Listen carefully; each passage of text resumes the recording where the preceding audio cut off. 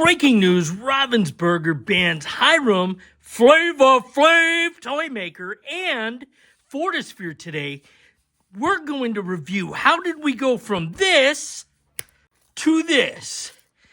Join us today to review the history and how we got here on Lorcana Afternoon.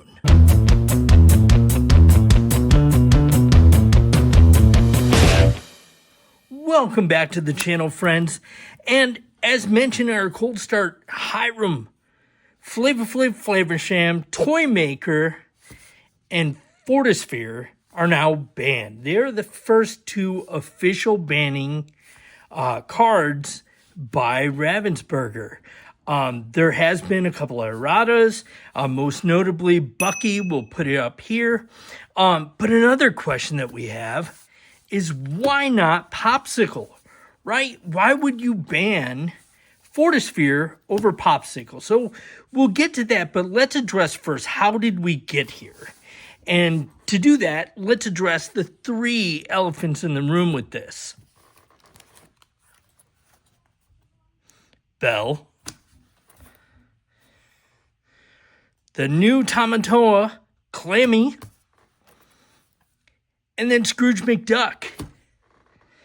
So in the most recent Set 7, Arcasia's Island, there was a heavy focus into Sapphire.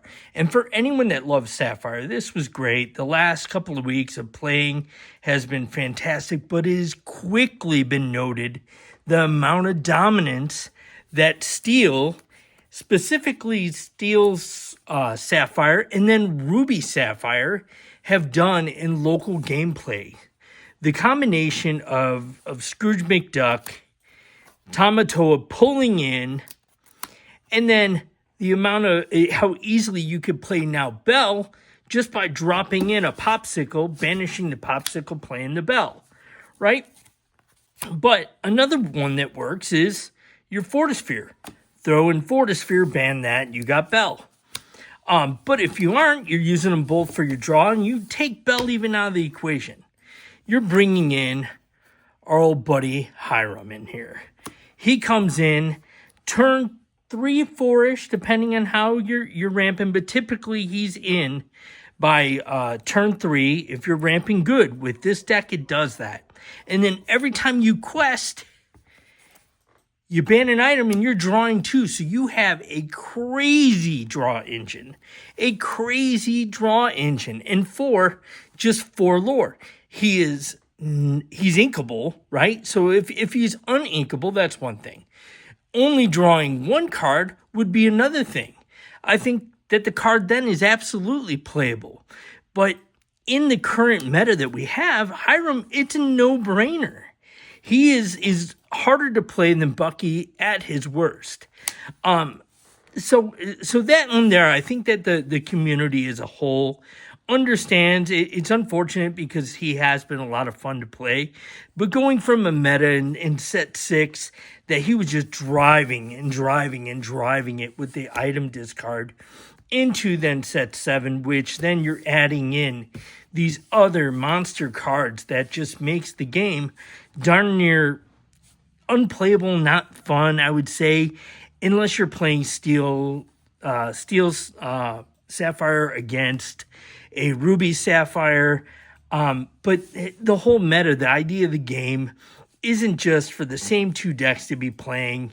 You want to have flavor to it. So we understand it from a longevity perspective with why Ravensburger would make this decision and do it before announcing any DLCs, World Champions, which, spoiler alert, we got news on this this past week that the focus has been on the international growth within the brand and to roll out a Grand Prix in the Asia-Pacific area and bring the Japanese-Chinese market up into competitive play at a world level, right?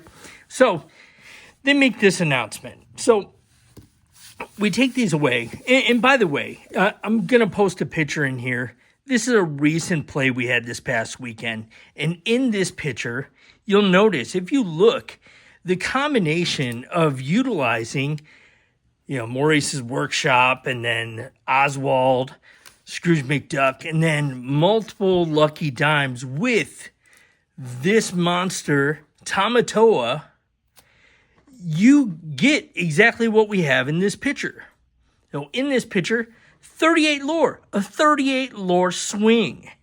That's ridiculous. That shouldn't even be happening. So the all around combination of everything, it's broken. It's absolutely broken. So brings us back to where we originally were with Hiram and Fortisphere's out, because they have to make a choice. They're not going to get rid of two very valuable, hyped cards that are driving strong sales for Lorcana as a brand, and it's just not going to happen. That's not what they're going to do this close to set release, and we're still about 2 months out from Reign of Shavar. So ideally, something had to go. Choice was made. Get rid of this so that it's not broken anymore. So a couple other call-outs while we're talking before we get to Pawpsicle.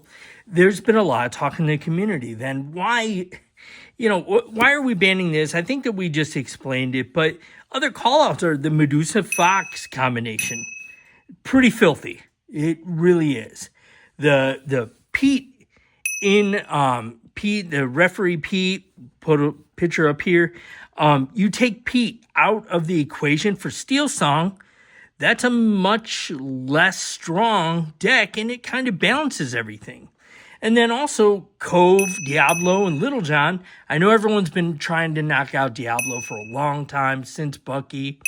But, there still has to be strong chase cards, right? Like, if it's just all about balance, then, everything would be very vanilla, and there needs to be flavor, no pun intended, Hiram. I know you're licking your wounds right now, but there's no pun intended with it. There needs to be flavor, right? There needs to be flavor in this game. So we don't see this as being a bad thing to get rid of these two cards. So now why not Pawpsicle, right? This in the community, the Discord, has been pretty the topic of discussion today. And, our take is this. I think that it needed to be called out that Lorcana, Ravensburger, as a whole, they're identifying that, look, this color combination, there's a reason it's called the Boogeyman deck. Okay? Steel, Sapphire just is an incredibly hard deck right now. It is tier 0. If it isn't, then definitely Ruby Sapphire. This meta is tier 0. No doubt about it. So, how do you address it then? A lot of people saying, well, Fortisphere, you need it as a draw engine because you do get to draw. But how about this? I mean, you pay 1 ink and you banish this and chosen character gains bodyguard. Opposed to you banish this and removing 2 damage. So it doesn't block anything. It's just a quick heal and then boom, you're right back into the game. Plus, from an aspect of looking at it categories-wise, Sapphire has always been known as being items and being draw engine.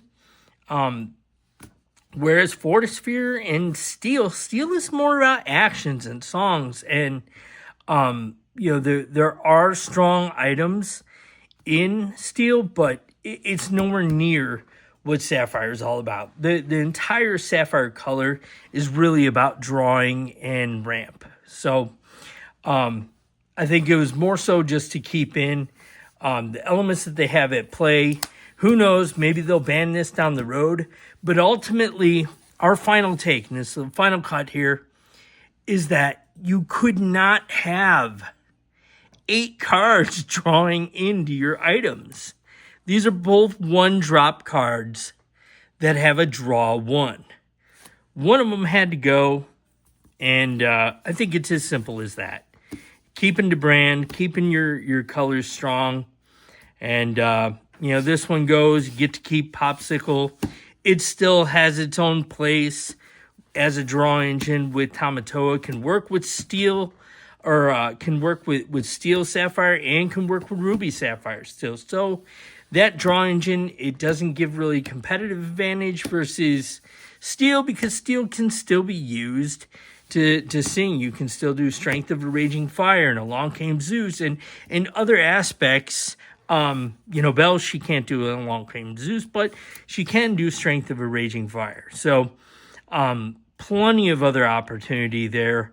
And overall, we support this. Obviously, we're just a YouTube channel, and we don't speak for the entire community, but do believe that the gameplay is going to be a lot better without Mr. Flavor Flav and the Fortisphere.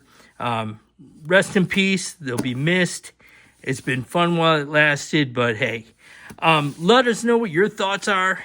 And thank you for watching our video, and have a fantastic Lorcana afternoon.